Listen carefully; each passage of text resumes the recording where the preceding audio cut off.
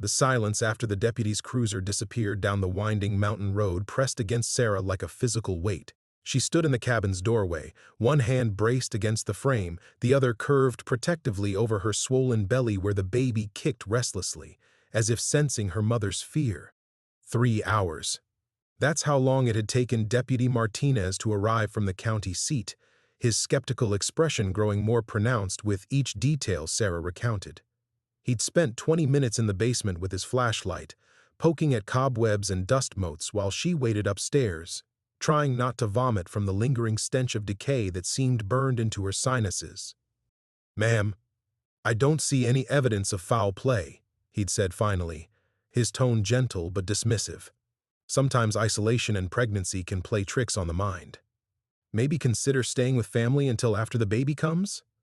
Family. Sarah had almost laughed at the suggestion.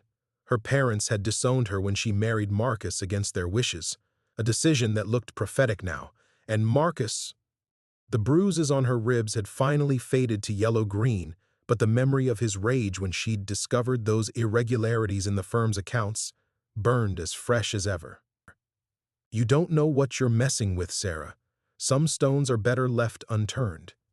But she'd turned them anyway, and found underneath a web of shell companies and phantom transactions that had made her stomach turn.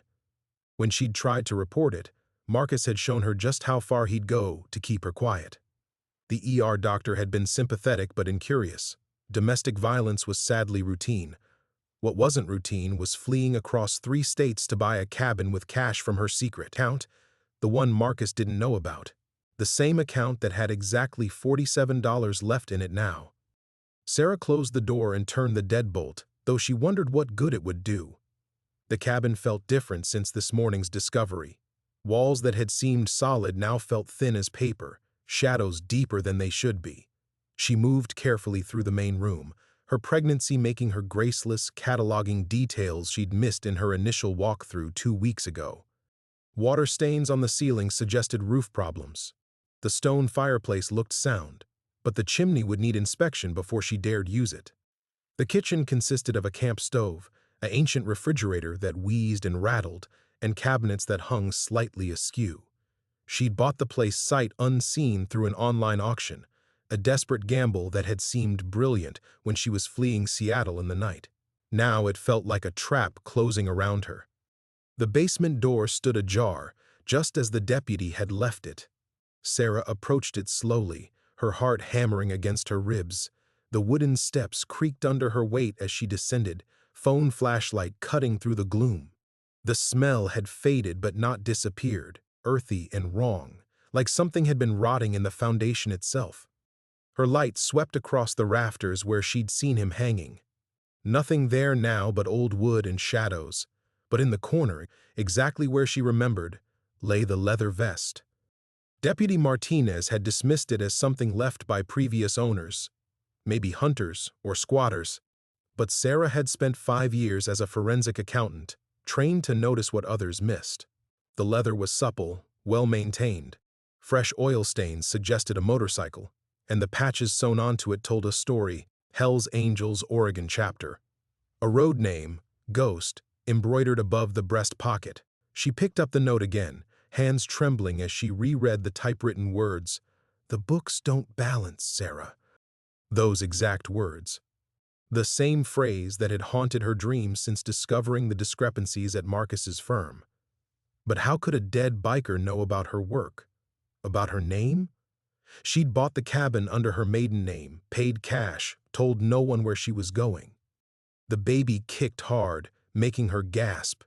8 months along and still 3 hours from the nearest hospital over mountain roads that turned treacherous without warning.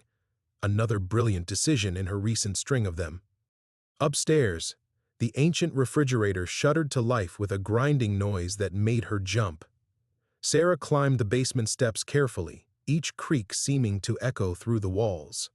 In the kitchen, she inventoried her supplies: canned soup, crackers, bottled water, prenatal vitamins. Enough for maybe a week if she rationed carefully. Outside, fog was rolling in from the peaks, turning the world gray and muffled. The nearest neighbor was 5 miles down a dirt road that washed out regularly. Her cell phone showed 1 bar of service on a good day, and the landline the previous owner had mentioned turned out to be disconnected. She was alone. Completely, utterly alone, with winter coming fast and a mystery that had followed her across 3 states. As darkness settled over the mountains like a suffocating blanket, Sarah Chen began to understand that buying this cabin hadn't been an escape at all. It had been walking willingly into a trap that someone had been preparing just for her. The ordinary world. Sarah woke to the sound of rain drumming against the cabin's metal roof, a relentless percussion that had started sometime in the night. Gray dawn filtered through curtains she'd fashioned from old bedsheets, casting everything in the monochrome palette of a world drained of hope. Her makeshift bed, a sleeping bag on a deflated air mattress, had left her back aching, and the baby seemed determined to use her bladder as a trampoline. This was her life now. This was what freedom looked like. She struggled to her feet, one hand braced against the wall for support, and shuffled to the kitchen.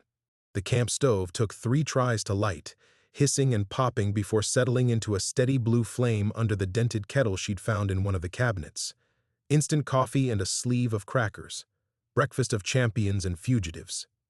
Her phone, charged from the cabin's single working outlet, showed no missed calls, no messages. For the first time in her adult life, she was completely disconnected from the world. No Marcus checking her location every hour. No colleagues forwarding suspicious transactions for her review. No mother calling with passive-aggressive updates about neighbors' pregnancies and perfect marriages. The silence should have been liberating. Instead, it felt like suffocation. She'd established a routine in the 2 weeks since arriving, desperate to impose order on chaos. Morning coffee while watching the fog lift from the mountains, inventory of supplies. Light exercises approved for late pregnancy, though the book she'd consulted assumed access to proper nutrition and medical care. Afternoon rest when the baby's movements made her dizzy. Evening by the window, watching for headlights on the access road that never came. But today, the routine felt different.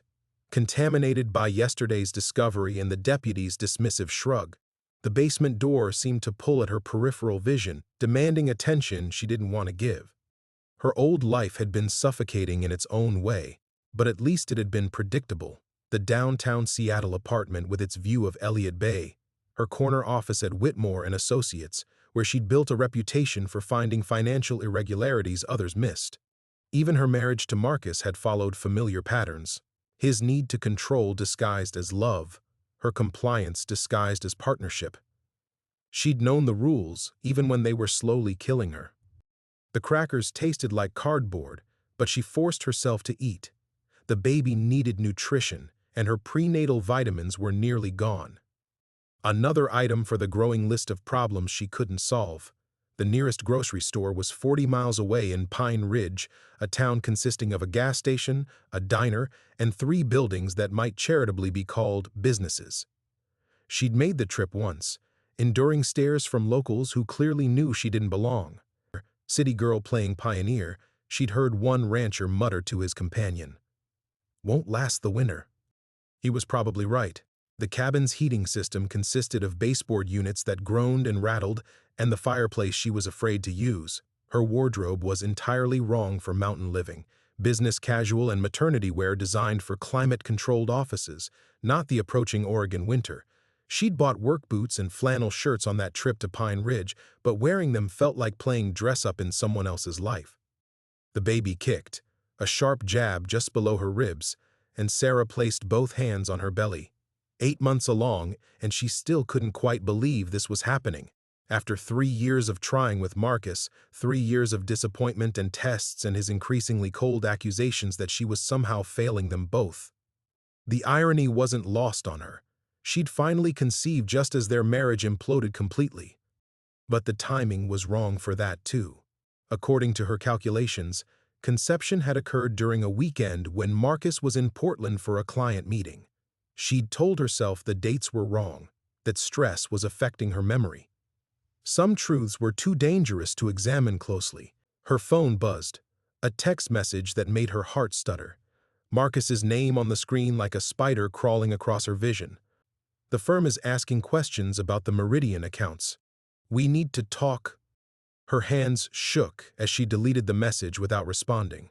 Meridian Holdings, one of the shell companies she'd flagged in her final weeks at the firm, the one Marcus had told her to ignore, right before demonstrating with his fists exactly how serious he was about her compliance. She'd changed her number twice since fleeing Seattle.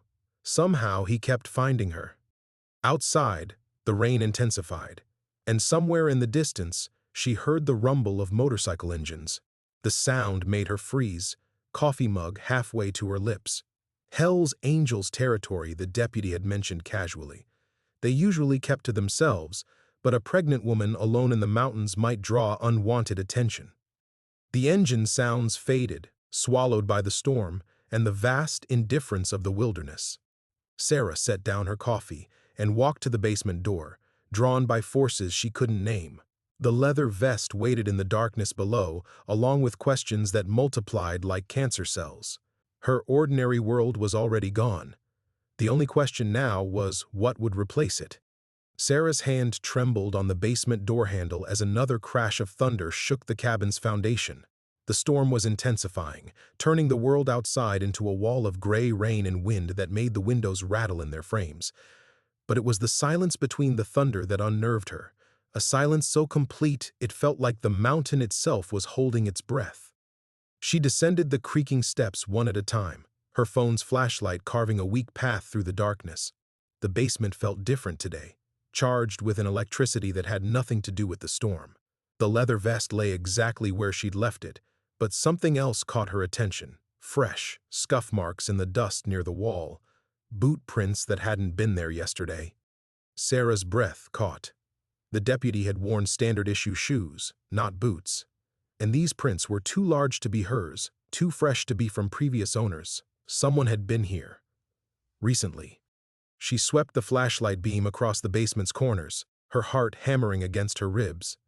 Nothing but shadows and old stone. But the feeling of being watched crawled up her spine like ice water. She grabbed the vest and the note, clutching them to her chest as she climbed the stairs as quickly as her pregnancy would allow. Back in the main room, she spread the vest on the kitchen table under the weak overhead light. The leather was high quality, broken in but well-maintained. The patches told a story she was only beginning to understand, Oregon chapter, road captain, and others she didn't recognize. But it was what she found in the inner pocket that made her blood freeze. A photograph, black and white, slightly blurred, showing her walking into Whitmore and Associates. She was wearing the blue maternity dress she'd bought 3 months ago, which meant this photo was recent, very recent. Written on the back in the same typewritten font as the note, "Some debts follow you everywhere." Her hands shook as she set the photo down. Someone had been watching her in Seattle, following her, and somehow they'd known she would end up here, in this specific cabin, in the middle of nowhere. The purchase hadn't been random. It had been orchestrated. The burner phone she'd bought in Spokane buzzed with another message, this time from an unknown number. "Check your old email. The password is ghost. You have 24 hours. Sarah stared at the message until the words blurred. Her old email account, the one tied to her forensic work at Whitmore and Associates. She'd abandoned it when she fled, afraid Marcus would use it to track her. But someone else apparently had access. Outside, the storm reached a crescendo, and then, cutting through the rain and wind, came another sound that made her freeze. Footsteps. Heavy boots on the cabin's front porch. 3 deliberate knocks echoed through the cabin. Sarah grabbed a kitchen knife from the drawer, the blade trembling in her grip. Through the rain-streaked window, she could see a figure in black leather standing on her porch. Tall, broad-shouldered, face hidden by the shadow of a motorcycle helmet. Behind him, barely visible through the storm, she could make out the silhouette of a Harley-Davidson. "Sarah Chen," a voice called through the door, deep, rough, with an accent she couldn't place. "We need to talk about your husband's business arrangements." Her knees nearly buckled. They knew her real name, her married name, not the maiden name she'd used to buy the cabin. The web of lies she'd constructed was unraveling faster than she could process. "I don't know what you're talking about," she called back, proud that her voice didn't shake more than it did. Meridian Holdings, Phoenix Financial Services, Cascade Investment Group. Each name hit like a physical blow, all shell companies from her investigation, the one that had cost her everything. "Ring any bells, lady?" The baby kicked frantically, as if sensing her mother's terror. Sarah pressed her back against the kitchen counter, knife still raised, mind racing through impossible options. She was 8 months pregnant, alone, 3 hours from help over roads that were probably washing out in this storm. Running wasn't an option. Fighting wasn't an option. "You've got two choices," the voice continued. "Open the door and we talk civilized like, or I explain things to your husband instead. And Marcus, well, he's got a temper when it comes to loose ends." The threat was clear. They could deliver her back to Marcus, back to the life that had nearly killed her, or she could face whatever waited on the other side of that door. Another flash of lightning illuminated the figure on her porch, and for just a moment, she thought she saw something that made no sense. A glimpse of face beneath the helmet, pale, gaunt, with eyes that seemed to hold too much knowledge of death. The same face she'd seen hanging in her basement yesterday morning.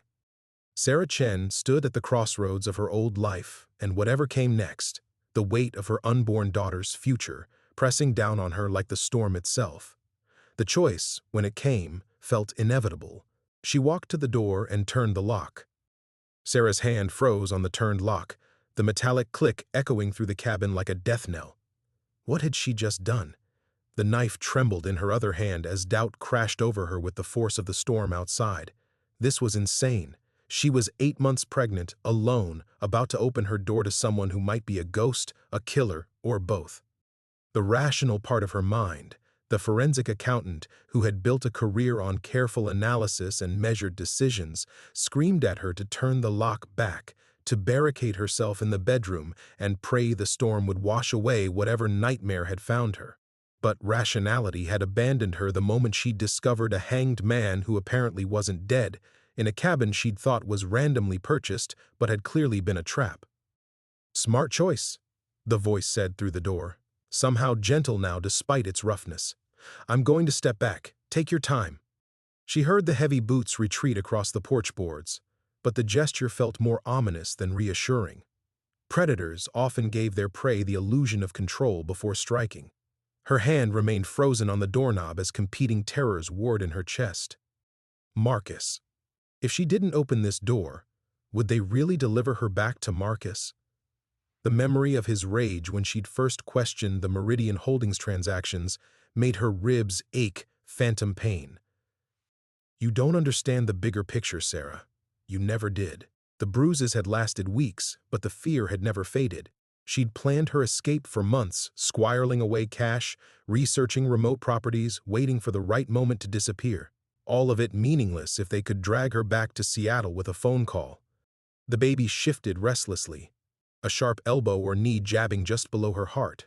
8 months along and still 3 hours from the nearest hospital over mountain roads that turned to rivers in storms like this. What kind of mother was she, really?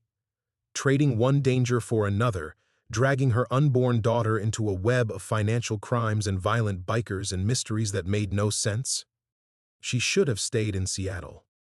Endured Marcus's control, his anger, his cold disgust at her pregnancy that had never been planned. At least there she'd known the rules. Here, she was fumbling blind through a game where the stakes seemed to rise with every revelation.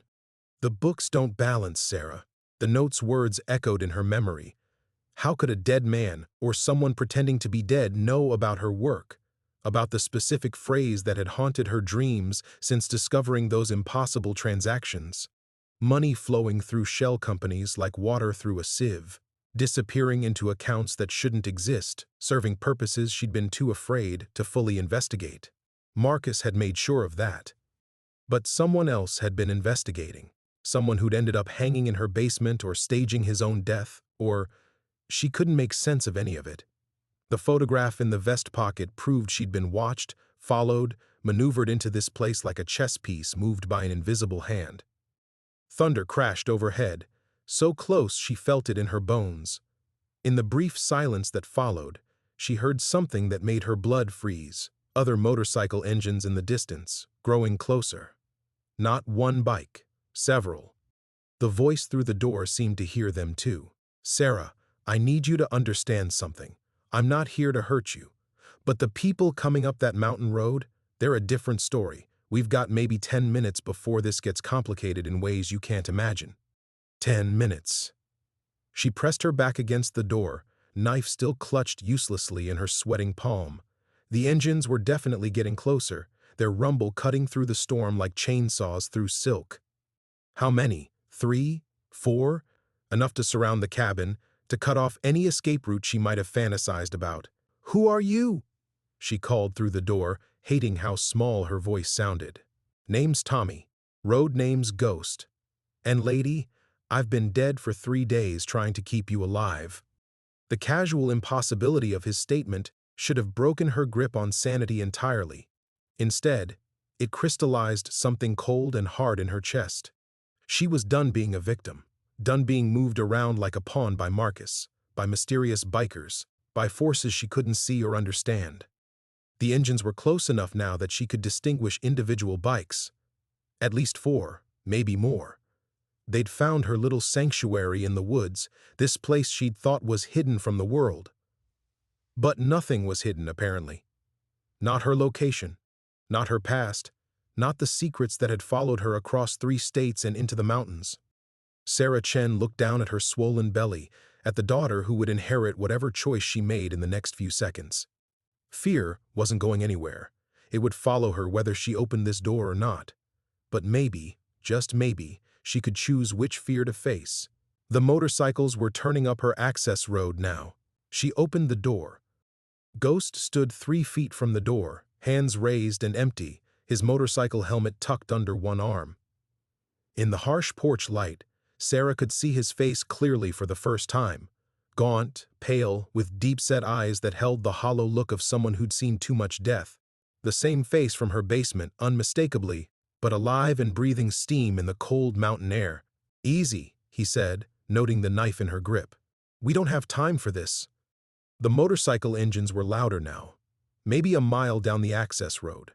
Sarah's mind reeled as she tried to process what she was seeing. This man, Tommy, Ghost, whatever his name was, had been hanging dead in her basement yesterday morning. She'd seen the body, touched the cold skin, called the sheriff. The deputy had seen it too, hadn't he? Or had she imagined that conversation entirely? "You were dead," she whispered, the words feeling absurd even as she spoke them. Close enough. Ghost glanced toward the sound of approaching engines, then back at her. "Look, I can explain everything, but not here. They find us together, we're both finished. You got a back way out of this place?" Sarah shook her head, still trying to make sense of what was happening. "The access road is the only way in or out. Who are they? What do they want?" "What they've always wanted. You. The evidence you found.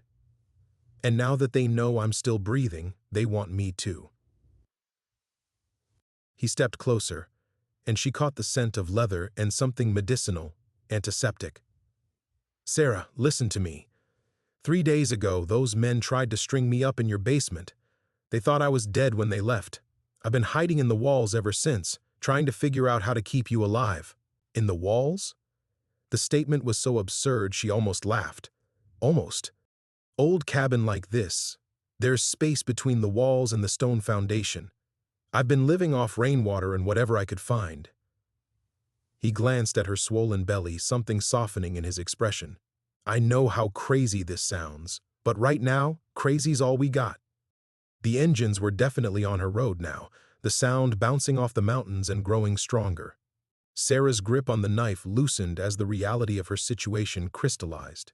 She could close the door, lock herself inside, and wait for whatever was coming up that road. Or she could step into the unknown with this man who claimed to have been protecting her from inside her own walls. "The photograph in your vest," she said. "How long have you been watching me?" "Not watching. Protecting.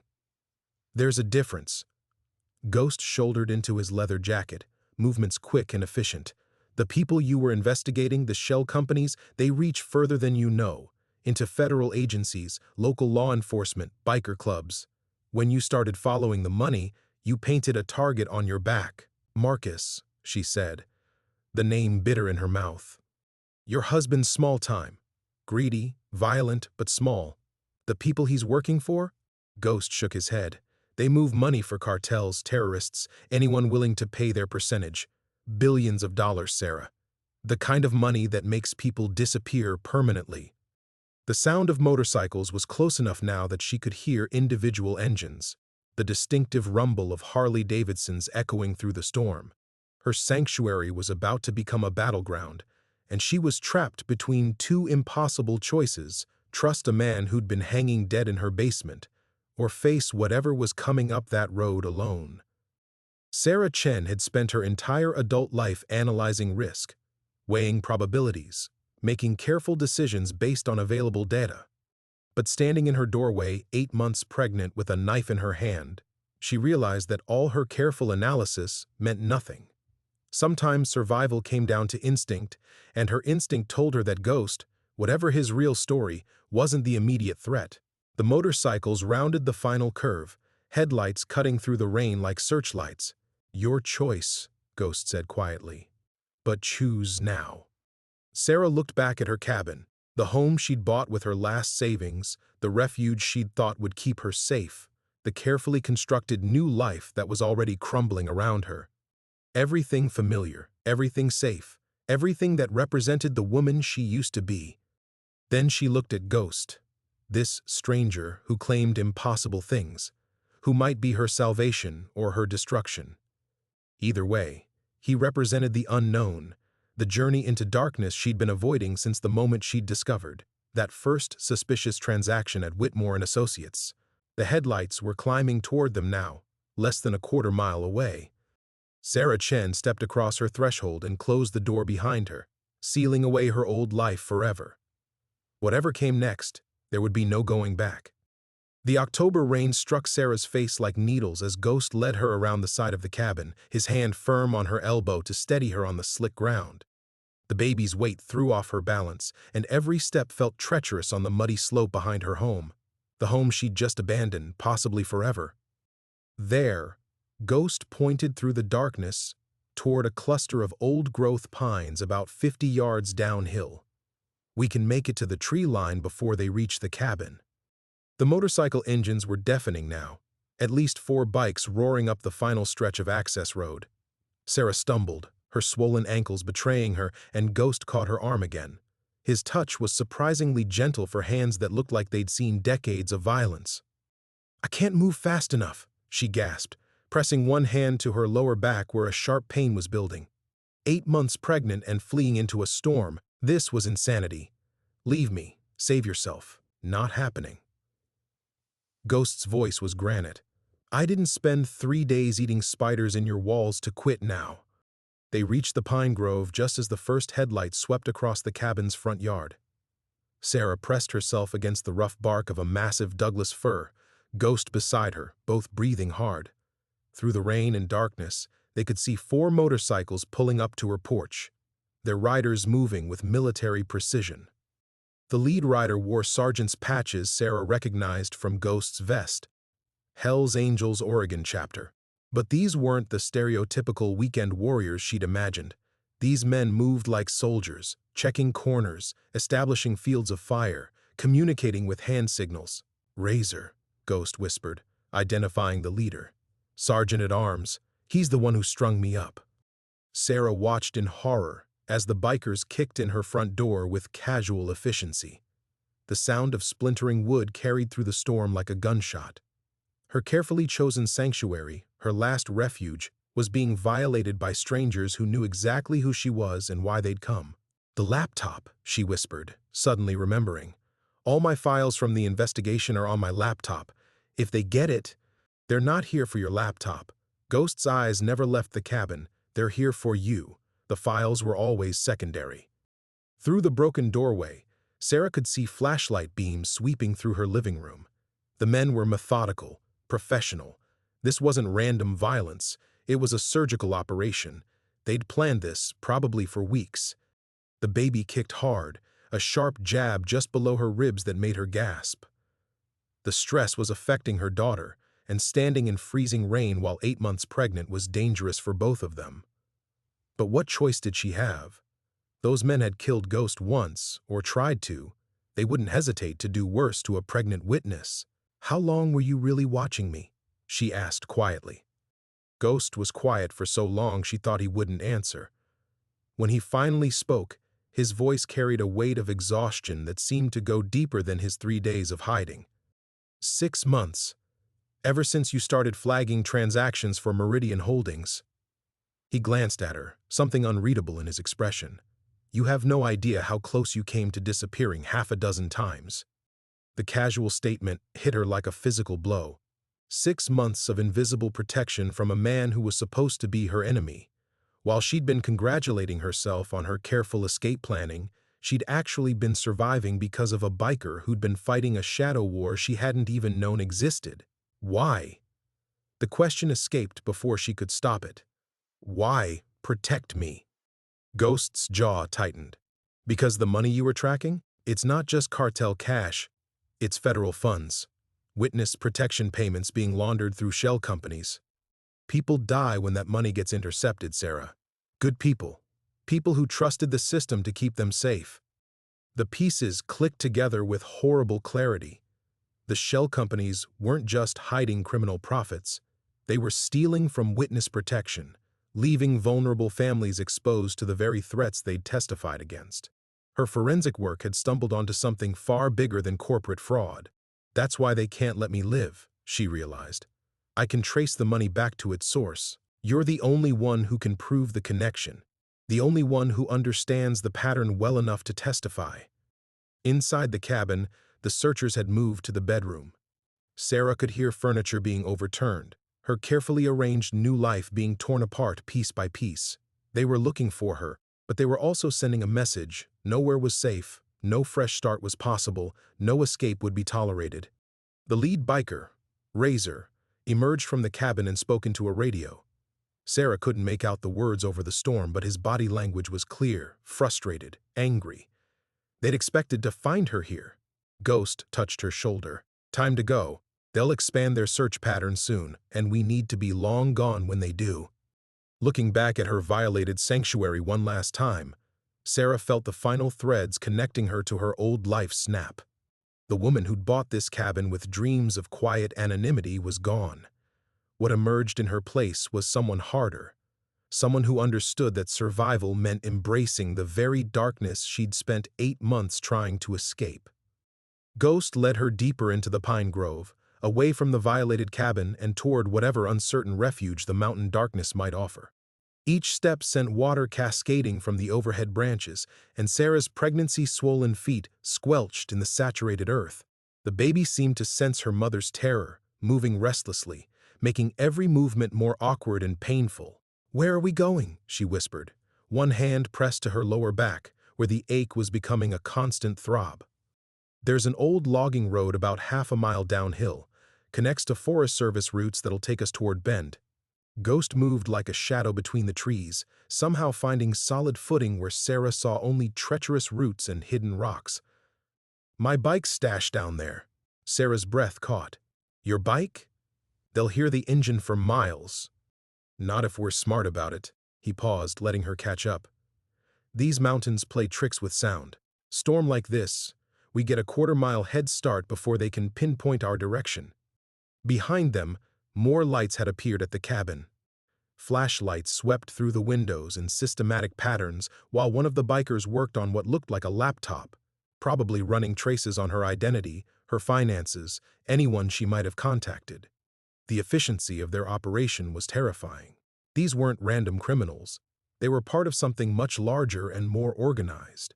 "Tell me about Marcus," Ghost said suddenly. The question caught her off guard. What about him? How deep is he in this? Just a useful idiot, or something more? Sarah stumbled over a fallen branch, and Ghost steadied her automatically. The casual intimacy of the gesture, this dangerous stranger supporting her in the darkness, felt surreal. 24 hours ago, her biggest worry had been whether the cabin's generator would last through winter. Now she was fleeing through a storm with a man who'd supposedly been dead, discussing her husband's involvement in money laundering for cartels and witness protection fraud. "Marcus is..." She struggled for words. "He was a senior partner when I started at Whitmore. Brilliant with corporate structures, offshore accounts. I thought he was protecting clients' privacy. When did you realize it was more than that? The memory surfaced unbidden. Marcus in his study after too many drinks, ranting about bureaucrats and regulations while she tried to review suspicious transactions. The government takes half of everything we earn, Sarah. Sometimes you have to be creative about protecting what's yours. At the time, she'd assumed he meant tax avoidance. The bruises had started when she'd begun asking more specific questions. He never explained the details, just told me to process the paperwork and not ask questions. Her voice hardened. When I kept pushing, he made it clear that my job and my safety depended on my compliance. Ghost nodded grimly. Classic compartmentalization. Keep the forensic accountant focused on the technical details, never let her see the bigger picture. They'd reached the edge of the pine grove. Ahead, Sarah could make out the faint outline of an overgrown logging road cutting through the mountainside like a scar. Ghost's motorcycle was tucked under a fallen tree, covered with branches and nearly invisible even at close range. He'd been planning for this moment, she realized. Maybe not the specific circumstances, but the need for a quick escape. How long have you known? She asked, as he pulled away the camouflage. About the witness protection money? Ghost's hands stilled on the motorcycle's handlebars. My brother was in witness protection, testified against a drug operation in Portland. 3 months ago, he called me, said his handler had gone dark, his payments had stopped. Found him in his apartment a week later. Overdose, according to the coroner. But you didn't believe it. Joey had been clean for 5 years, had a daughter, a girlfriend, a job installing security systems. Ghost's voice carried the weight of absolute conviction. He wouldn't touch drugs again. Someone wanted him quiet.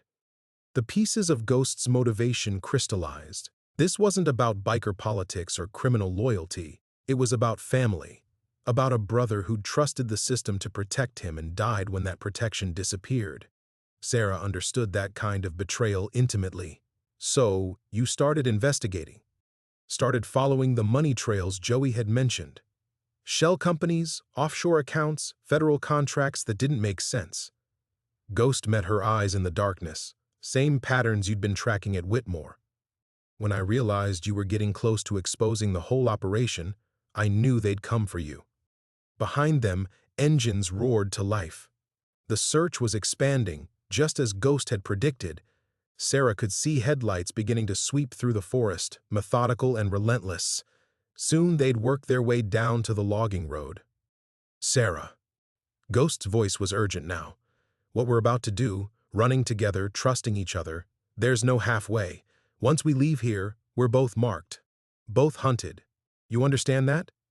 She looked back toward the cabin one final time, toward the life she'd tried to build on the foundation of other people's lies. The baby moved restlessly, as if sensing the moment of decision. Whatever came next would determine not just Sarah's survival, but her daughter's future. I understand, she said, and meant it. Ghost kick-started the motorcycle with a muffled roar that seemed to echo off every tree in the forest. Sarah's heart hammered as she climbed onto the bike behind him, her pregnant belly making the position awkward and precarious. The seat was slick with rain, and she had to wrap her arms around Ghost's leather jacket to keep from sliding off. Hold tight, he shouted over the engine noise. And whatever happens, don't let go. The bike lurched forward onto the logging road, and Sarah immediately understood why he'd warned her. The old roadbed was a maze of potholes, fallen branches, and washouts that sent them careening from side to side. Each jolt sent pain shooting through her lower back, and the baby responded with increasingly violent kicks that made her gasp. Behind them, the searchers' engines had changed pitch. They'd heard the motorcycle. How far? Sarah yelled. 3 miles to the main forest road, Ghost called back. Then another 10 to anything resembling civilization. The bike hit a particularly deep pothole, and Sarah's grip slipped. For a terrifying moment, she felt herself sliding sideways, 8 months pregnant and moving at 30 miles per hour through a forest in the middle of the night. Ghost's hand clamped over hers, steadying her. I've got you, he said, and somehow she believed him. The logging road curved sharply downhill, and suddenly Sarah could see headlights in the distance behind them, motorcycles emerging from the forest, their beams cutting through the rain like searchlights. 4 bikes, moving fast and closing the distance with military precision. "They're gaining," she shouted. Ghost downshifted and accelerated into the turn, the bike's rear wheels sliding on wet gravel before finding purchase. "They know these roads better than I do. We need to get creative." Up ahead, Sarah could see where the logging road branched. The main route continued straight toward the Forest Service roads Ghost had mentioned, but a smaller track veered left into deeper wilderness. Ghost was slowing, making a choice that would determine whether they lived or died. "Left or right?" he called. Sarah looked back at their pursuers, now close enough that she could make out individual riders. The lead bike was definitely Razor, the sergeant-at-arms who'd tried to kill Ghost. These weren't men who would give up or show mercy. They would chase her to the ends of the earth to protect their money-laundering operation. "Left," she decided. "Into the unknown." Ghost nodded and yanked the handlebars left, sending them down the smaller track at a speed that felt suicidal. Branches whipped at Sarah's face, and she pressed closer to Ghost's back, trying to shield her belly from the assault.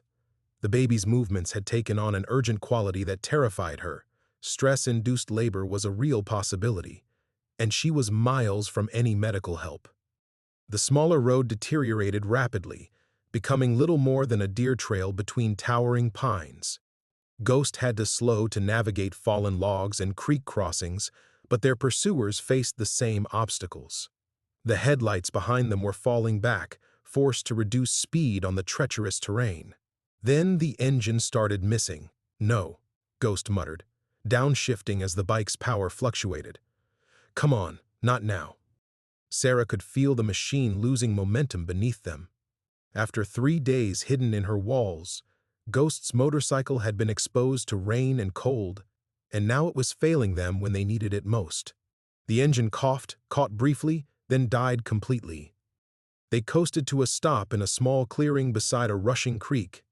The sudden silence was deafening, broken only by the sound of rain on leaves and water over rocks. Behind them, the pursuing engines were getting closer. "Can you fix it?" Sarah asked, sliding off the bike with difficulty. Ghost was already pulling tools from a saddlebag. "Maybe. Give me 2 minutes." Sarah pressed her hand to her lower back, where the pain had intensified into something that felt alarmingly like contractions. Not now, she told herself. Her daughter couldn't come now, in the middle of the Oregon wilderness while fleeing from killers. But pregnancy didn't negotiate with circumstances, and her body was responding to extreme stress in ways she couldn't control. "Ghost," she said quietly, "I think something's wrong." He looked up from the engine, saw her expression, and his face went pale. "How wrong?" Before she could answer, headlights swept across the clearing. Their pursuers had found them. Ghost abandoned the motorcycle and grabbed her hand. "The creek. We go into the water." "I can't." Another contraction hit, stronger this time, and Sarah doubled over. After 8 months of careful preparation for motherhood, her daughter had chosen the worst possible moment to make her entrance into the world. The first motorcycle burst into the clearing, Razor in the lead with his weapon drawn. Behind him, 3 more bikes formed a semicircle, trapping Sarah and Ghost against the rushing water. "Well, well," Razor called out, his voice carrying easily over the storm. "The dead man walking and our missing accountant. This is going to be easier than I thought." Sarah straightened, fighting through the pain, and realized that everything in her life had been leading to this moment. All her careful analysis, her forensic expertise, her desperate flight from Marcus, none of it mattered now. She was 8 months pregnant, trapped in the wilderness, facing men who'd already killed once to protect their operation. The ordeal was just beginning. The rushing creek behind them offered no escape. The water was too deep, too fast, and Sarah could barely stand through the contractions that were coming faster now, each one stealing her breath and buckling her knees. Ghost positioned himself between her and the armed men, but what could one unarmed man do against 4 killers with nothing left to lose? Razor dismounted slowly, his weapon trained on Ghost's chest. The other bikers spread out, forming a perfect kill box that eliminated any possibility of escape. Their headlights turned the clearing into a harsh theater where Sarah's worst nightmares were about to play out in real time. "You know, Ghost," Razor said conversationally, "when we strung you up in that basement, I really thought we were done with this problem. Should have put a bullet in your head instead of trying to make it look like suicide." Sarah's mind reeled. They'd staged Ghost's death as suicide, but he'd somehow survived the hanging. The decomposed body she'd found had been real. Ghost had been dying in her basement, and she'd saved him by calling for help, forcing them to cut him down and flee before the sheriff arrived. "The baby," she gasped as another contraction hit. This one was different, stronger, accompanied by a rush of fluid it soaked through her jeans. Her water had broken. After months of reading pregnancy books and planning for every contingency, her daughter was coming now, in the worst possible circumstances. Ghost glanced back at her, and she saw something shift in his expression. Not just protectiveness, but a grim calculation. He was going to do something desperate. "You want the forensic evidence?" Ghost called to Razor. "Sarah's the only one who can trace the money back to its source. Kill her, and you lose the ability to identify everyone who knows about the witness protection fraud. There could be copies of her work anywhere." Razor's eyes narrowed. "Nice try, but dead witnesses don't testify, and dead accountants don't analyze financial records. We'll take our chances with whatever files might surface later." Sarah doubled over as the strongest contraction yet gripped her, and she realized with crystalline clarity that she was about to lose everything. Her life, her daughter's life, and any hope of justice for Ghost's brother or the other witness protection victims. The federal money laundering operation would continue, and Marcus would probably get a commendation for eliminating the threat she'd represented. "Wait," she managed, forcing herself upright. "The files aren't digital. I printed everything, hard copies hidden where you'll never find them." It was a lie. Her laptop contained everything, but desperation made her convincing. Razor hesitated, and Sarah pressed her advantage. "Meridian Holdings, Cascade Financial, Proteus International. I documented every transaction, every shell company, every federal account number. Kill me, and that evidence goes to the FBI automatically." "She's bluffing," one of the other bikers said. Another contraction hit, and this time Sarah felt the unmistakable urge to push. Her daughter was coming whether or not there were armed killers surrounding them. Biology didn't care about timing or circumstances. "Ghost," she whispered, and he heard the panic in her voice. He turned, just as Sarah's legs gave out, and she collapsed onto the wet ground. The contractions were coming continuously now, and she could feel her body preparing for birth despite the impossible situation. Her daughter was going to be born in a forest clearing while murderers decided whether to let them live. "Jesus Christ," Razor muttered, lowering his weapon slightly. Even hardened criminals seemed unsettled by the prospect of killing a woman in active labor. Ghost knelt beside Sarah, his hands surprisingly gentle as he helped her into a more stable position. "How close?" he asked quietly. "Very," she gasped. The pain was overwhelming now, primal and unstoppable. "I can't. I need—" "I know." Ghost's voice was steady, completely calm despite their circumstances. "I've got you." But Razor's momentary hesitation was fading. Sarah could see him working through the problem. A pregnant witness was actually more of a liability than an advantage. A newborn baby would be a burden during any escape attempt, and maternal instincts would make Sarah more cooperative in the short term.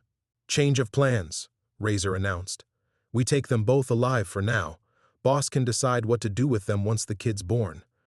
The other bikers moved closer, and Sarah realized that survival had taken on a completely different meaning.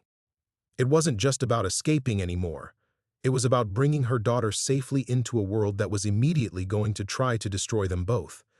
As another contraction peaked, Sarah caught Ghost's eye and saw her own desperation reflected there. They'd fought so hard to get this far, uncovered so much truth, survived against impossible odds. But now, trapped and helpless, while her body betrayed her with its biological imperatives, everything they'd accomplished was crumbling. The baby was coming, the killers were closing in, and all of Sarah's careful plans had led to this moment of absolute defeat. The contraction that seized Sarah felt different from all the others, deeper, more urgent, her body demanding action she couldn't give while surrounded by armed men. She gripped Ghost's hand so tightly she felt his bones shift, and in that moment of primal desperation, something fundamental clicked into place in her mind. The timing. The baby's timing. Sarah's forensic brain, trained to spot patterns others missed, suddenly processed what her emotional terror had been hiding. She was 37 weeks pregnant.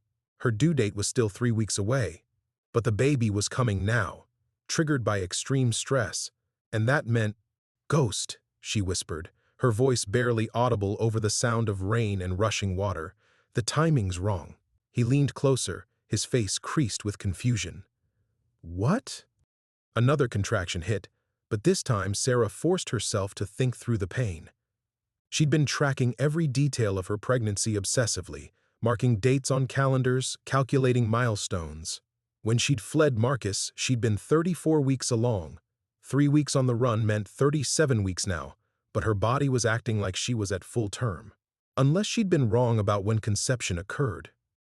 The realization hit her like ice water. Those last few months of her marriage, when Marcus had become increasingly violent and controlling, when he'd forbidden her from working late or traveling for business, she'd assumed it was possessive jealousy. But what if he'd known something she hadn't? What if he'd been keeping her isolated because he suspected the baby wasn't his? The Marshal, she breathed, the pieces falling into place with horrifying clarity. Deputy Marshal James Reeves, who'd been running the witness protection fraud investigation. She'd met with him twice, secretly, before he was murdered. Professional meetings that had turned personal when she'd realized he was risking everything to expose the corruption. A man who'd shown her kindness and respect when her own husband had offered only brutality. 2 encounters. One night when the weight of her discoveries and the danger she was in had overwhelmed her defenses. A night when she'd found comfort with someone who understood the cost of fighting institutional corruption. Ghost's eyes widened as he processed her expression. "Sarah, what are you saying? The baby." She could barely force the words out. "She's not Marcus's. She's Marshal Reeves's daughter." The confession hung between them like a live wire, and Sarah saw Ghost's entire understanding of the situation reorganize itself. This wasn't just about money laundering or witness protection fraud anymore. This was about a murdered federal marshal's child, about genetic evidence that could prove everything, about a baby whose very existence was a threat to everyone involved in the conspiracy. "That's why they really want me dead," she continued, the terrible logic becoming clear. "Not just for what I know about the money, but for what she represents. If anyone ever ran a DNA test..." Razor had moved closer during her whispered revelation, and now his weapon was trained directly on her head. "Whatever you two are discussing, it's time to wrap it up. We're moving." But Sarah barely heard him. The revelation had unlocked something deeper, more profound than just understanding the stakes. For 8 months she'd been carrying guilt about her failing marriage, about the violence she'd endured, about her inability to protect herself. She'd blamed herself for Marcus's abuse, wondering what she'd done wrong, why she hadn't been enough. Now she understood that Marcus had known, had suspected from the beginning that the baby wasn't his.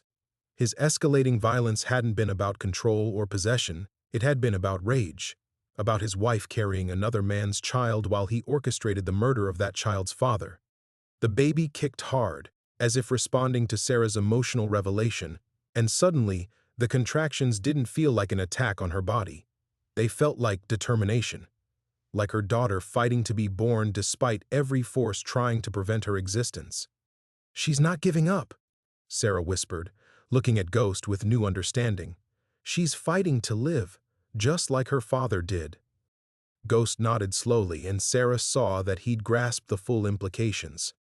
This child was living evidence of Marshal Reeves's investigation. Her DNA would prove not only her parentage, but also the timeline of when the Marshal had been getting close to exposing the truth. She was a witness who hadn't even been born yet, and her very existence was testimony. "Get her up," Razor commanded. "We're not delivering babies in the rain." But as Ghost helped Sarah to her feet, she felt something shift inside her that had nothing to do with labor. The fear was still there. The physical pain was overwhelming. But underneath it all was a new kind of certainty. She wasn't just Sarah Chen anymore, failed wife and frightened victim. She was the mother of Marshall James Reeves's daughter, and that child deserved to live in a world where her father's sacrifice meant something. The revelation changed everything. Not just who was hunting them or why, but who Sarah was willing to become to protect what mattered most. Her daughter was coming, and Sarah would make sure she arrived in a world worth fighting for. The rain had stopped, but water still dripped from the pine branches overhead like a steady percussion marking time. Sarah found herself counting the drops between contractions, her forensic mind latching onto patterns even as her body prepared to deliver Marshall Reeves's daughter into this dangerous world. Ghost's hand remained steady on her arm as they stood in the clearing, surrounded by Razor's men but no longer feeling surrounded. Something had crystallized in that moment of revelation, transforming their desperate flight into something else entirely. They weren't just running anymore. They were protecting living evidence of federal corruption. And that evidence was about to take her first breath. "The cabin," Ghost said quietly, his voice carrying a new authority that made even Razor pause. "You want us alive, we go back to the cabin. She needs shelter, medical supplies. We're not negotiating," Razor started. "You are if you want what she knows." Ghost's tone was flat, final. "Look at her, really look. That baby's coming whether we're in a forest or not. You can explain to your boss why the only witness to a federal money laundering operation died in childbirth because you kept her in the rain, or you can make the smart choice." Sarah felt another contraction building and used it, letting the pain show on her face while her mind worked. The cabin meant her laptop, her research, the detailed financial analysis she'd been building for weeks. But more importantly, it meant the emergency medical kit she'd bought, the clean linens, the supplies she'd gathered in preparation for a birth she'd hoped would happen in a hospital. "He's right," she managed, her voice deliberately weak. The backup files are there too, hidden." Razor studied her face, trying to read the truth in her expression. Sarah had spent years analyzing financial deceptions, learning to spot lies in spreadsheets and statements. Now she used that same understanding of misdirection to hide her real plan behind apparent vulnerability. Because she did have a plan now. The revelation about her daughter's parentage had given her something more valuable than escape routes or hiding places. It had given her purpose beyond survival. Marshall James Reeves had died trying to expose the witness protection fraud. His investigation files had disappeared, his evidence had been suppressed, his murder had been covered up. But his daughter was about to be born, and Sarah carried in her mind every detail of the financial network that had killed him. She was his investigation's living continuation, and her child was proof of everything he'd discovered. 30 minutes, Razor decided. We get her stabilized, grab whatever files she's got, then we move to a secure location until the boss decides what to do. The ride back to the cabin was a nightmare of barely controlled pain. Sarah clung to Ghost's back as his repaired motorcycle navigated the logging roads, each bump and turn sending shock waves through her contracting body. But the pain was different now, not something happening to her, but something she was actively participating in. Her daughter was fighting to be born, and Sarah was fighting to give her that chance. The cabin looked exactly as they'd left it hours earlier, but Sarah saw it with new eyes. Not a refuge or hiding place, but a fortress. Every modification Ghost had made during his weeks in the walls, every escape route he'd identified, every defensive position, it all became part of her expanding plan. Medical kits in the bathroom, she told Ghost as Razor's men secured the perimeter, clean towels in the linen closet. But as Ghost helped her toward the bedroom, Sarah caught his eye and nodded almost imperceptibly toward the laptop on the kitchen table. He followed her gaze and she saw understanding dawn. The laptop contained everything: financial records, shell company structures, federal account numbers, transaction patterns that proved the witness protection fraud. But more than that, it contained her analysis of the timeline, the investigation that proved when Marshall Reeves had gotten close to the truth. "I need to lie down," Sarah said loudly, then whispered to Ghost. "The files. Copy everything to the backup drive. Hide it." Another contraction seized her, stronger than before, And this time she didn't have to fake the intensity. Her daughter was coming fast now, as if she too understood the urgency of their situation. But instead of terror, Sarah felt a fierce protectiveness unlike anything she'd ever experienced. She'd spent her adult life analyzing other people's financial secrets, tracking money through elaborate deceptions, following paper trails that others had tried to hide. Now, she was about to become something more dangerous than any forensic accountant. She was about to become a mother with nothing left to lose and every reason to fight. As Ghost moved quietly toward the laptop and Razor's men took positions around the cabin, Sarah felt her daughter shift inside her, preparing for birth. In hours, maybe less, Marshall Reeves's child would take her first breath, and Sarah would make sure it wasn't her last. The gathering storm outside had nothing on the determination building inside Sarah Chen. The sound of Ghost's fingers on the keyboard was almost lost beneath the rain drumming against the cabin windows. But Sarah heard each keystroke like a countdown. Every file copied to the backup drive was another piece of Marshall Reeves's investigation preserved, another fragment of evidence that might survive whatever came next. She gripped the bedroom doorframe as another contraction peaked, using the pain to mask her surveillance of Razor's positions. 2 men by the front door, one watching the back entrance, Razor himself pacing between the kitchen and living room. They thought they were guarding prisoners, but Sarah was memorizing their patterns, cataloging weaknesses, planning for the moment when everything would change. "How long?" Razor demanded, glancing toward the bedroom where Sarah had retreated. "First babies take time," Ghost replied, his voice steady as his hands worked. "Could be hours." But Sarah knew better. The contractions were coming every 3 minutes now, each one stronger than the last, her body preparing for imminent delivery. Her daughter wasn't waiting for convenient timing or safe circumstances. She was coming now, as if she understood that delay meant death. The laptop screen flickered as Ghost initiated the file transfer, and Sarah saw one of Razor's men notice the activity. Her heart hammered as the biker moved closer, but Ghost had anticipated this. "Financial records," Ghost explained, not looking up from the screen. "She's been tracking shell companies, federal accounts. You want to know how deep this goes? Look at this." He turned the laptop so they could see the spreadsheet Sarah had been building. Hundreds of transactions, millions of dollars flowing through seemingly legitimate businesses into witness protection accounts that didn't exist. It was her masterwork of forensic analysis, and also the perfect distraction. "Jesus," the biker breathed, studying the numbers. "This is what she found?" Just the surface. Ghost's fingers never stopped moving, copying files while he talked. "She's been following money trails for 3 months. Every shell company, every false identity, every federal official taking payments. It's all connected." Sarah doubled over as the strongest contraction yet seized her, but through the pain she felt a surge of pride. Ghost understood exactly what she'd built. Not just evidence of money laundering, but a complete map of institutional corruption that reached into the highest levels of federal law enforcement. The backup drive's progress bar crawled toward completion, and Sarah realized they were running out of time in more ways than one. Her body was demanding immediate action, but their captors were growing restless, and the files weren't fully transferred yet. "I need Ghost," she called out, letting urgency bleed into her voice. "Something's wrong." It wasn't entirely a lie.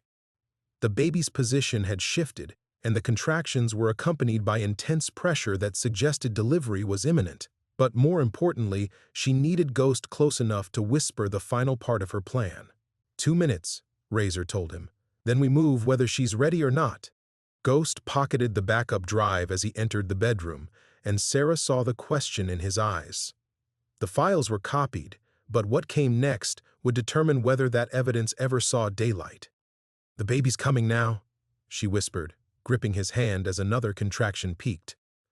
"Not in an hour, not when it's convenient, now. Sarah, listen to me." Her voice was urgent, desperate. "When she's born, everything changes. They can't move a newborn easily, can't risk killing her immediately. But that window won't last long." Ghost's expression sharpened as he grasped what she was suggesting. The birth would create a brief period of vulnerability for their captors, a time when basic human decency might override criminal pragmatism, when even hardened killers would hesitate to murder a woman who'd just given birth. The evidence gets out, Sarah continued. Whatever it takes, those files reach the FBI. My daughter deserves to know her father died for something. Another contraction hit, and this time, Sarah felt the unmistakable urge to push. Her body was no longer asking for permission or waiting for better circumstances. Marshall Reeves's daughter was fighting to be born, and Sarah would make sure that fight wasn't in vain. "Time's up," Razor called from the kitchen. "We're moving." But as Ghost helped Sarah toward the living room, she felt something settle deep in her chest. For months, she'd been running from her old life, fleeing the violence and lies that had nearly destroyed her. Now she was walking toward the final confrontation with complete clarity about what mattered most. Her daughter was coming, the evidence was secured, and Sarah Chen, forensic accountant, abuse survivor, and soon-to-be mother of a murdered Marshall's child, was done running. The road back had led her here, to this moment of absolute commitment. Whatever happened next, she would finish what Marshall Reeves had started, even if it cost her everything. The living room felt smaller with 4 armed men crowding the space, but Sarah used that to her advantage, letting each contraction drive her toward the center of the room where she could see everyone's positions. Ghost moved with her, his hand steady on her back, but she could feel the tension radiating from his body as he calculated angles and distances. "She needs to lie down," Ghost said, but Sarah shook her head sharply. "Can't," she gasped, gripping the back of the couch. "Standing helps." It was true, but more importantly, standing gave her mobility, control over her position when everything started moving. Razor checked his phone, his agitation growing. "Boss wants an update. How long before we can transport her?" The question hung in the air as Sarah felt her daughter shift lower, her body preparing for the final stage of labor. Every instinct screamed that she needed medical attention, a hospital, safety. Instead, she was surrounded by killers in a remote cabin, about to give birth to evidence that could topple a federal conspiracy. "Look at her," Ghost said, and Sarah realized he was buying time, letting her body's natural process become their weapon. "She's in active labor. Moving her now could kill both of them." Sarah felt the backup drive in Ghost's pocket press against her hip as he supported her through another contraction, and the small weight of it gave her strength. Marshall Reeves's investigation lived in that tiny device along with her months of forensic analysis. Whatever happened to them, the truth could survive. The contraction peaked, and she cried out, the sound echoing off the cabin walls. But through the pain, she noticed something crucial. One of Razor's men had moved toward the window, distracted by movement outside. A brief gap in their coverage, a moment of inattention that Ghost caught too. "Something's different," she whispered to Ghost as the contraction faded. "The baby. I think she's ready." Ghost's eyes met hers, and she saw understanding pass between them. Not just about the birth, but about what came next. They'd been playing defense since this started, reacting to threats, staying one step ahead of capture. But labor was changing the dynamics, creating urgency that worked in their favor. "I need the medical kit," Sarah said loudly, then dropped her voice. "When I say now, you go. The files get out no matter what happens to us. Sarah, I'm not leaving." "You are." Her whisper was fierce, absolute. "My daughter needs someone to tell her story, what her father died for, why her mother fought. Promise me." Another contraction built, stronger than any before, and Sarah felt her body begin the final push toward delivery. Her daughter was done waiting, done hiding, ready to be born into a world that had tried to prevent her existence from the moment of conception. Razor's phone buzzed, and he stepped toward the kitchen to answer it, his voice low and urgent. "Yeah, we have her. Some complications, but what? When?" Sarah caught Ghost's attention and nodded toward Razor's distracted state. One man on the phone, another watching outside, 2 others focused on them but relaxed, thinking they had complete control. "The baby's coming right now," she announced, letting panic edge her voice. "I can feel her. Ghost, something's wrong." It wasn't entirely performance. The pressure was overwhelming, her body demanding immediate action, but she channeled the intensity into apparent crisis. Ghost moved instantly, positioning himself between her and the nearest armed man while reaching for the medical kit. "Get back," he commanded, his voice carrying an authority that made hardened criminals pause. "Unless you want to deliver a baby yourself, give us space." Razor ended his call, his face grim. "Change of plans. Boss is coming here personally. Wants to see what she's found before making final decisions." The words hit Sarah like ice water. Marcus was coming. Her abusive husband, the architect of this entire conspiracy, would be here within hours. The man who'd orchestrated Marshall Reeves's murder, who'd tried to kill her when she'd discovered the truth, who'd spent months hunting her across the country. But instead of terror, Sarah felt a fierce satisfaction. Marcus thought he was coming to claim victory, to finally silence the woman who'd exposed his corruption. He had no idea he was walking into the birth of his greatest nightmare, Marshall Reeves's daughter, living proof of everything he'd tried to hide. The next contraction seized her with unstoppable force, and Sarah felt her daughter begin her final journey into the world. No turning back now, no more delays or negotiations.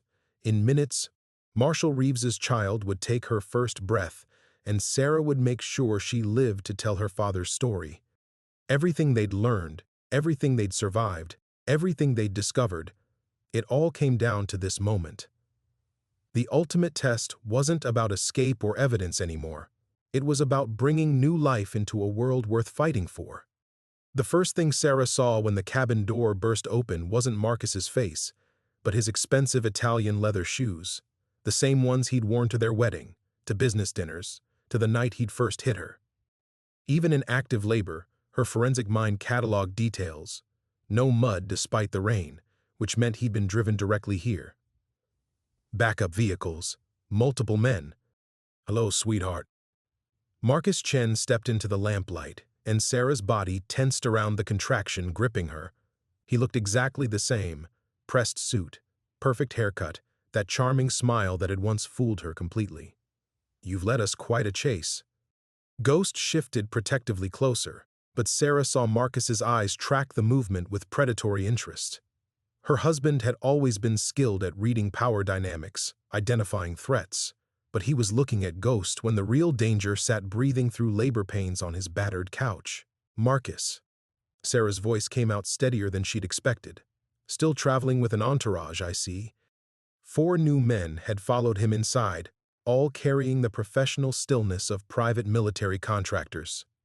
Razor's bikers suddenly looked like what they were, street muscle, outclassed and outgunned. The power structure in the cabin shifted visibly, and Sarah realized Marcus had never trusted the Hells Angels to finish this cleanly. "You look terrible," Marcus said conversationally, removing his jacket. "Pregnancy doesn't suit you. Neither does hiding in the wilderness like some kind of animal." Another contraction peaked, and Sarah wrote it out while studying the room's new dynamics.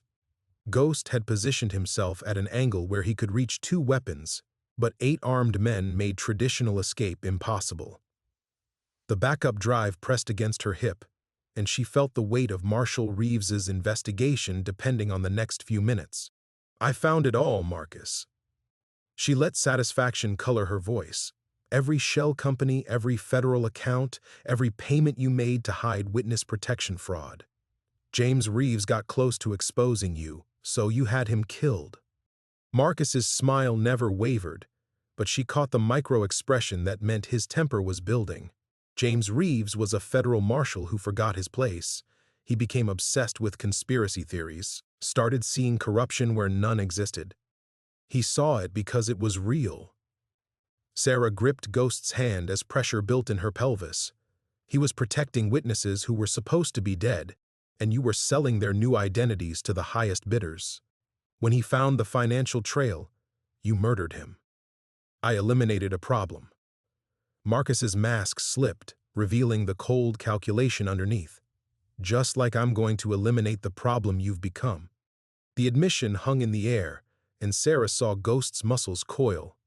But she also saw Marcus's men react to her obvious labor, uncertainty flickering across professional faces. Even killers hesitated at the idea of murdering a woman in childbirth. "There's just one thing you don't know," Sarah said, letting her breathing become more labored. "About the baby." Marcus's expression sharpened. "What about it?" "She's not yours."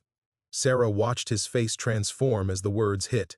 "James Reeves was more than just a federal marshal I was investigating. He was the father of your grandchild."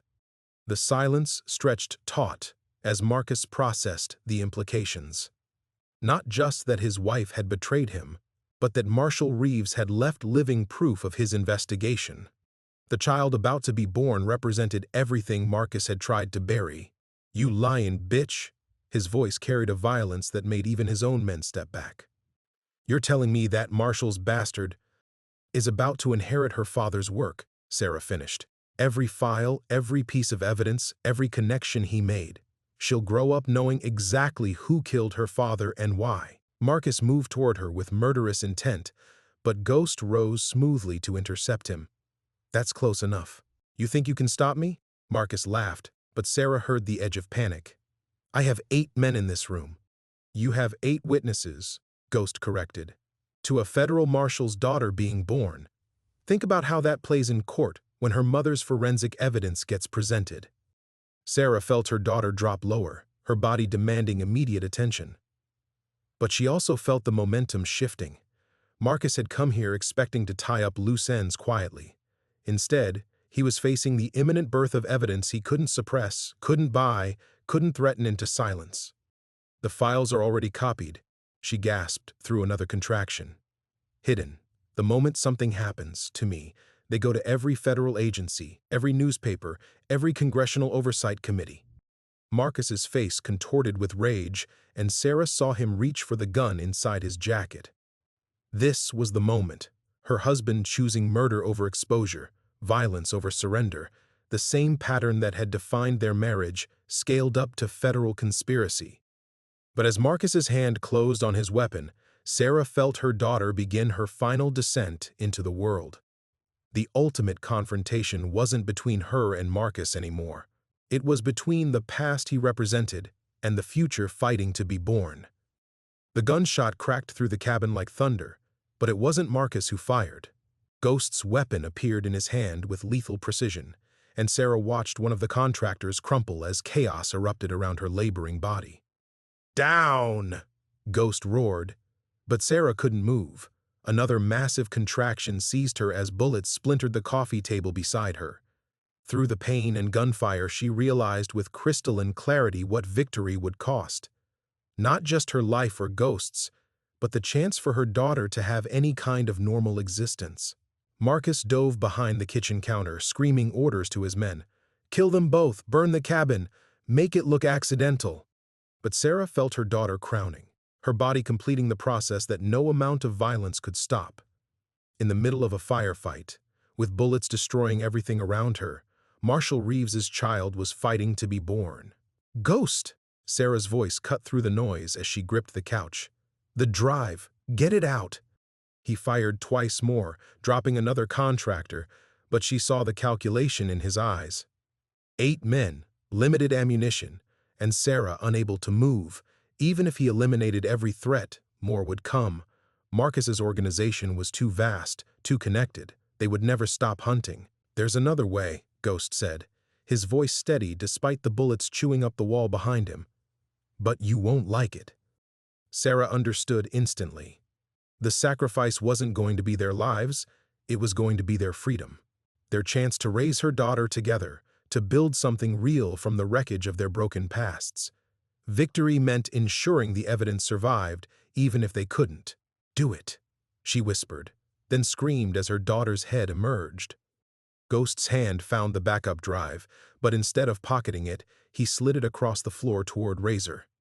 The biker leader caught it instinctively, his eyes widening as he grasped what was happening. "Federal evidence," Ghost called out over the gunfire. "Every transaction, every murder, every conspiracy. Gets to the FBI, you walk away clean. Deal?" Razor looked at the drive, then at Marcus's men systematically destroying the cabin. The calculation was brutal but simple.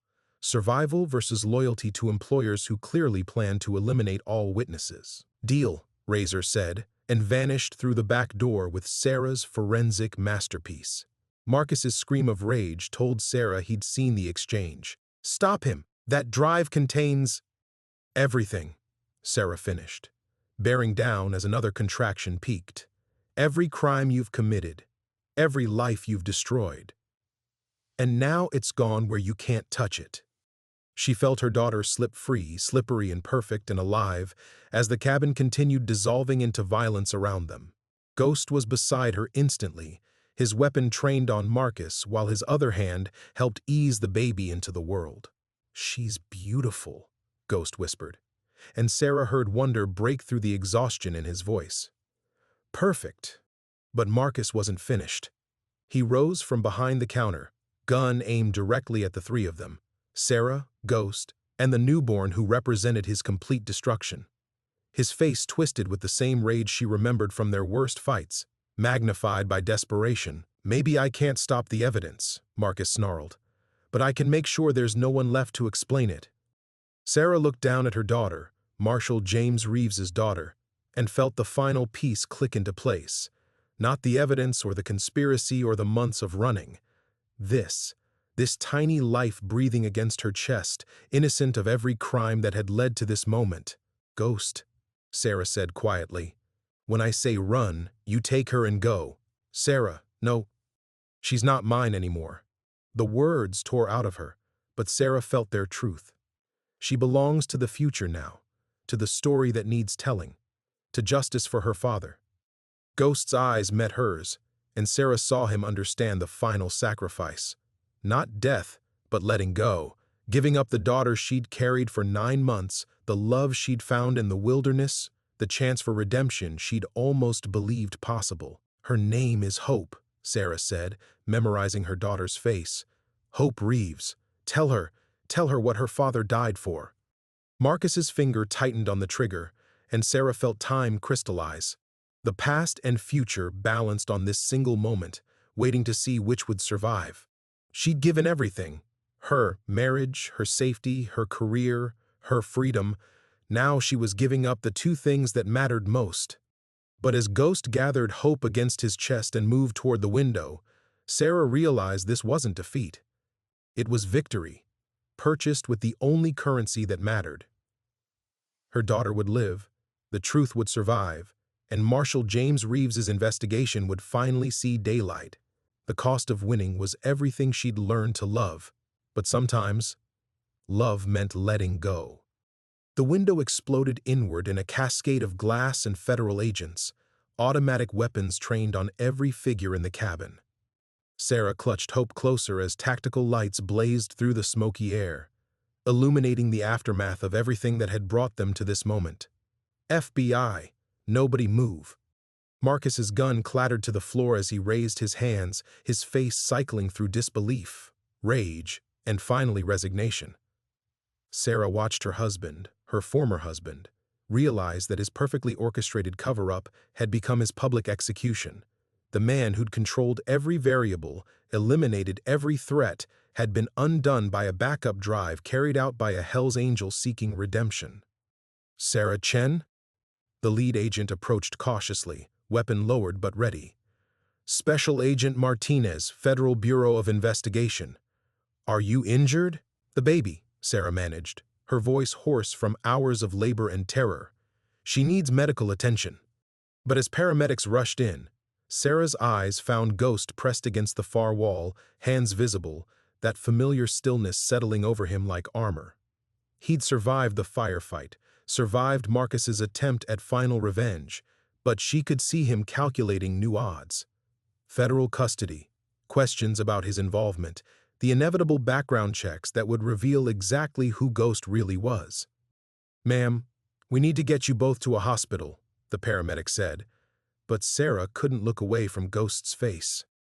She saw him memorizing her features, storing this moment before the system separated them permanently. Agent Martinez followed her gaze. "Mr. Morrison, you'll need to come with us for questioning." "Wait." Sarah's voice carried enough authority to pause the arrest. "Without him, my daughter and I would be dead. Marcus had 8 armed men here. Ghost, he saved us both. The agent's expression softened slightly. "We'll take that into account. But there are procedures—" "The evidence," Sarah interrupted, suddenly remembering. "Did you recover the drive? The financial records that prove everything?" Martinez nodded. "Your biker friend delivered it personally to our Seattle field office 3 hours ago, along with a full confession about his employer's activities." His smile was grim. "Mr. Chen's organization is finished." Sarah felt a weight she'd carried for months finally lift. Marshal James Reeves's investigation would see daylight. The witnesses he'd died protecting would get justice. Her forensic work had survived every attempt to bury it. But victory felt hollow as she watched federal agents escort Ghost toward the door. He caught her eyes one last time, and she saw everything they couldn't say: gratitude, regret, love discovered too late to save. He'd kept his promise to protect her and hope, but the cost was losing any chance at the redemption they'd almost found together. "Wait," Sarah called out again. "He has information about witness protection fraud, about federal marshals who were murdered. He's not just a witness, he's a victim." Agent Martinez paused, studying Ghost with new interest. "Is that true, Mr. Morrison?" Ghost's silence stretched long enough that Sarah thought he wouldn't answer. Then, "I know where the bodies are buried. All of them. But I want guarantees about her safety first." The negotiation that followed happened around Sarah as paramedics prepared her transport, but she caught the essential details. Cooperation in exchange for protection. Information about Marcus's network in exchange for consideration of Ghost's own complicated past. The federal machine grinding towards some version of justice, imperfect but inexorable. "Ma'am, we really need to go," the paramedic insisted, and Sarah realized Hope had been quiet too long. Her daughter's breathing was steady but shallow, her tiny face pale in the harsh tactical lighting. As they lifted her onto the stretcher, Sarah felt the full emotional weight of the past 24 hours crash down. She'd given birth in a war zone, watched her husband reveal himself as a murderer, and discovered that survival meant accepting separations she wasn't prepared for. Hope stirred against her chest, and Sarah felt fierce protectiveness surge through exhaustion. "Agent Martinez," she said as they carried her toward the ambulance. "My daughter's father was Marshal James Reeves. He died investigating this conspiracy. She's his only family now." The agent's expression grew solemn. "She'll be protected, Miss Chen. You both will. Marshal Reeves was one of ours." Through the ambulance's rear window, Sarah watched the cabin recede into darkness. The place where she'd found Ghost, where she'd discovered the truth about her husband, where she'd given birth to hope itself. The building was just wood and nails, but it had sheltered the most important transformation of her life. Hope opened her eyes for the first time as they reached the main road, tiny fingers grasping at air. Sarah caught one perfect hand in hers, marveling at the strength in such small fingers. "Your father would be proud," she whispered. "You're going to change everything." Outside, Oregon's wilderness rushed past in darkness, but Sarah felt dawn approaching. Not just for her and Hope, but for everyone Marcus's organization had tried to silence. Justice was slow, imperfect, sometimes insufficient. But it was coming. The return. 6 months later, Sarah stood in the doorway of her new apartment in Portland, watching spring rain streak the windows. Hope gurgled contentedly in her arms, no longer the fragile newborn who'd entered the world amid gunfire, but a healthy baby with her father's determined eyes and an impressive set of lungs. The apartment was small but bright, furnished with donations from the Victim Assistance Program and her own careful purchases. Not the life she'd imagined when she'd fled to the mountains, but safety had its own quiet beauty. No more checking locks obsessively. No more jumping at unexpected sounds. Marcus was awaiting trial in federal custody, his organization dismantled piece by piece through the evidence she'd compiled. "Miss Chen?" The voice belonged to Agent Martinez, who'd become something between a federal handler and an unlikely friend over the past months. "Ready for this?" Sarah nodded, though her stomach churned with familiar anxiety. Today was the day she'd been preparing for since Hope's birth, testifying before the grand jury investigating witness protection fraud. the culmination of Marshall Reeves's work, brought to completion by the daughter he'd never meet. The courthouse downtown felt like entering another world after months of deliberate isolation. Reporters lined the steps, their cameras tracking Sarah's movement as she climbed toward the entrance. The woman who'd fled her marriage in terror had become the key witness in a federal conspiracy that reached into the highest levels of law enforcement. Inside the witness room, Sarah found herself face to face with Ghost for the first time since that violent night at the cabin. He wore an ill-fitting suit instead of leather and chains, his beard neatly trimmed, but his eyes held the same careful watchfulness that had both frightened and comforted her. "Sarah." His voice carried relief and something deeper. "You look good. Strong. So do you." She studied his face, noting the absence of the haunted expression that had shadowed him in the mountains. "Cooperation suits you." Ghost's mouth quirked upward. "Turns out federal prosecutors appreciate detailed knowledge of money laundering operations." Who knew? They sat in careful proximity, hope sleeping peacefully between them like a bridge across everything they'd survived. Sarah felt the familiar pull of connection, but also the weight of separate paths chosen. Ghost had entered witness protection himself, his testimony crucial enough to warrant a new identity and careful relocation. After today, they might never see each other again. "I heard about the plea bargain," Sarah said quietly. "Probation instead of prison time. Your testimony helped." The victim impact statement. Ghost's eyes found hers. "You didn't have to do that." Sarah shifted hope to her other arm, remembering the hours she'd spent crafting words to explain how Ghost's protection had saved both their lives. "You didn't have to hide in my walls for 3 months, but you did." The comfortable silence stretched between them until Agent Martinez appeared in the doorway. "Miss Chen? They're ready for you." Standing felt like stepping across a threshold into the final chapter of her old life. Sarah had spent months preparing for this testimony, working with federal prosecutors to translate her forensic discoveries into language that would convict murderers and corruption. But the real preparation had happened in that cabin, learning to trust her own voice, her own strength, her own judgment. "Sarah." Ghost's hand briefly touched hers as she passed. "Your husband was wrong about the books not balancing. They do balance. Justice for Reeves, safety for his daughter, truth for everyone they tried to silence. It all balances." The grand jury room was smaller than Sarah had expected, filled with ordinary people called to decide whether federal crimes had been committed. She'd testified in corporate fraud cases before, but never with such personal stakes. Hope dozed in the court-approved carrier, occasionally stirring as Sarah's voice rose and fell through hours of detailed financial evidence. When it was over, Sarah felt emptied and somehow lighter. The story was told, the evidence presented, the truth officially recorded. Walking out of the courthouse, she realized she was no longer the frightened woman who'd bought a cabin to hide from her husband's violence. She wasn't the same person who discovered Ghost's body in her basement, or even the woman who'd given birth while bullets shattered her windows. She was Hope's mother, Marshall Reeves's witness, the forensic accountant who'd helped bring down a conspiracy that had murdered federal agents and corrupted the system meant to protect the vulnerable. She was someone who'd learned that redemption was possible, even for broken people hiding in the walls of abandoned places. Outside, Agent Martinez waited with news of the grand jury's swift indictments, but Sarah barely heard the details. She was thinking about Ghost's words, about balance and justice, and the strange mathematics of healing. Hope opened her eyes as they reached the car, looking up at Sarah with perfect trust.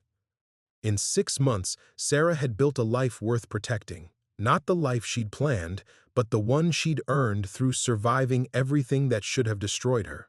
The books balanced after all. The new beginning. 2 years later, Sarah stood in the kitchen of her small house in Bend, Oregon, watching Hope take determined steps between the counter and the breakfast table. Her daughter had inherited more than Marshall Reeves's eyes. She had his stubborn persistence, refusing to crawl when walking offered greater possibilities for exploration. "Careful, sweetheart," Sarah murmured, but didn't intervene. Hope had already proven herself remarkably resilient, as if some genetic memory of survival ran in her blood. The house was nothing like the Portland apartment where they'd spent those first careful months. This place had a garden where Hope could safely explore, windows that opened onto mountain views instead of city streets, and most importantly, the kind of quiet that came from choosing solitude rather than having it imposed by federal protection protocols. Sarah's consulting business had grown steadily, built on referrals from prosecutors who appreciated her ability to translate complex financial crimes into comprehensible narratives. She specialized in cases involving domestic abuse and witness intimidation, expertise earned through experience rather than textbooks. The work was meaningful in ways her corporate accounting had never been, each case a small victory against the kind of corruption that had nearly destroyed her family. The doorbell chimed, and Sarah felt her chest tighten reflexively. 2 years of safety hadn't entirely erased the muscle memory of fear, but she'd learned to distinguish between caution and paranoia. Through the front window, she saw a familiar figure on her porch, not Ghost, but Agent Martinez holding what looked like a package. "Elena," Sarah said, opening the door. Their relationship had evolved beyond federal handler and witness into something approaching genuine friendship. "You didn't call ahead. Wanted to surprise you, both of you." Martinez crouched as Hope toddled over, her face lighting with the easy joy reserved for favored visitors. This came through official channels, but it's personal. The package was addressed to Hope Reeves, the surname Sarah had legally changed to honor her daughter's father. Inside, beneath layers of careful wrapping, was a small wooden jewelry box and a handwritten letter. Sarah's breath caught as she recognized the careful script. "It's from him, isn't it? From Ghost?" "Michael Morrison is doing well in his new life," Martinez said carefully. "Clean for 18 months, steady job, even started taking college courses. The Marshals Service considers him a successful relocation." Sarah opened the jewelry box to find a tiny silver pendant, not a cross or religious symbol, but a perfect mathematical infinity sign. The letter was brief but carefully composed. "For Hope, your father was a good man who died protecting people like us. Your mother is the strongest person I've ever known. You're going to grow up knowing what real courage looks like. The infinity symbol is because some connections survive any distance. Take care of each other. A friend who owes you both everything." "He's not allowed contact," Martinez added quietly. "This is the exception, not a new rule, but he wanted Hope to have something from the person who helped bring her safely into the world." Sarah traced the pendant's smooth curves, remembering Ghost's hands delivering her daughter while gunfire erupted around them. She'd sometimes wondered if she'd imagined the depth of connection forged in those desperate months, if survival had created false intimacy. But the gift felt like recognition, not of romance lost, but of family chosen in the most unlikely circumstances. "Tell him thank you," Sarah said finally, "and tell him we're both exactly where we're supposed to be." After Martinez left, Sarah fastened the pendant around Hope's neck, the tiny infinity symbol resting over her daughter's heart. Hope examined it solemnly, as if understanding its significance, then returned to her determined exploration of the living room. The afternoon passed in the comfortable rhythm Sarah had built over 2 years of single motherhood. Storytime evolved into sidewalk chalk art, which became an impromptu picnic in the backyard while Hope napped in the spring sunshine. Simple moments that would have seemed impossibly precious to the terrified woman who'd once hidden in a mountain cabin. As evening approached, Sarah found herself standing at the kitchen window where she started the day, but now the light was golden rather than harsh morning white. Hope played at her feet, building elaborate towers from wooden blocks only to knock them down with delighted shrieks. Sarah's phone buzzed with a text from her victim's advocate coordinator, asking about her availability for a new case. A young mother whose ex-husband had used his accounting firm to hide assets and intimidate her into silence. The kind of work that transformed Sarah's expertise in corporate fraud into something approaching mission.